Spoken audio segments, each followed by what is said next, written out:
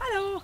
Today we are in my veg patch, and we're just going. I just wanted to talk to you a bit about growing your own food and how easy it is. And I obviously have got quite a big veg patch here just because I live outside of the countryside. But you can grow your own at home. If you live in London, here comes the door. You can grow your own in windowsills. People have window boxes. They grow tomatoes in their windows. All sorts of things. You can really. Things like herbs, obviously you can grow your own very easily. So we've got some broad beans here. We've got a mixture of things like carrots, beetroot, leeks, things like that coming over here. So I planted in around May. I have some help, by the way, not just me, I'll be honest.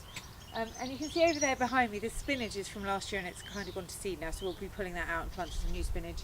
There's some chard, Cavalla Nero. There will be new spinach. Sprouting broccoli is a favourite. So you can get a lot in. So I've got quite a big veg patch, but I'm growing all those different things in this patch here. And I just think it's a good thing to try. I think if you've got kids, it's a great way to engage children and get them to understand where the food comes from. I think we've lost that. A lot of people don't know where the food comes from. They don't know that beans grow on stalks, out of the ground. They don't understand that beetroot grow under the ground. They don't, and where root vegetables come from and why they're called root vegetables, etc. I think it's a really lovely thing to do. It's a very very relaxing thing to do. But there's something very satisfying about making it and taking it to, inside. I use it a lot for juicing. It's great for juicing. The other thing is it's great because it's organic. It's a cheap way for organic food because you can do that yourself. You don't have to be certified as organic. You don't have to go through those things. You just know that you've grown it. You haven't sprayed it with anything other than organic pesticide if you're going to use any pesticide. It's also cheap. Growing your own food is really cheap. Things like purple sprouting broccoli and beans, the more you pick, the more they grow. So they keep on coming. So we end up, which is probably why there's so much spinach behind me, because you end up with so much of it that you don't really know what to do with it, which is also why it's good to juice it.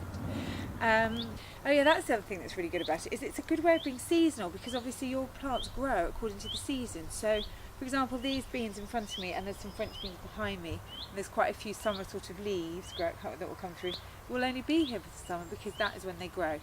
And then the thing is, the spinach will last through the winter, the leeks will come in the winter, the purple sprouting broccoli will come in autumn, the kale will last through the winter. So you grow seasonal food because it grows seasonally. So that is a wonderful thing. It doesn't come in plastic, it's very therapeutic. It does take quite a lot of time. But if you have a small box and you live in a city, then it's really doable, and I think it's good fun. And as I say, it's a nice thing for kids to do. I think it's a good thing for adults to do if you've forgotten to sort of think about where your food and veg comes from.